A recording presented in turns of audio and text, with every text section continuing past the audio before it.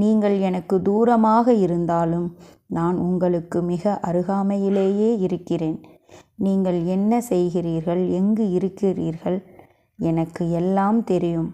உங்கள் கர்மபந்தம் பெரும் புயல் போல் அடித்து கொண்டு வரும்போது நீங்கள் சுயநினைவின்றி உலக சுகங்கள், தேக பந்தம், சம்சார சாகரத்தில் அனைத்தையும் மறந்து உலவுகிறீர்கள். இந்த பிறவிக்கடலை கடப்பதற்கு நான் தோணியாய் இருக்கிறேன். அந்த தோணியை நடத்துபவனும் நானே. சுக்கானி படகை நடத்துபவனிடம் இருப்பது போல் கர்ம சூத்திரம் என் கையிலேயே இருக்கிறது. நானே சூத்திரதாரி. நீங்கள் அந்த படகில் ஏறி உட்காரும் முயற்சியை செய்து கொண்டிருக்க வேண்டுமல்லவா? எங்கோயோ நீங்கள் போய்க் கொண்டிருந்தால் படகு உங்கள் அருகில் வராது.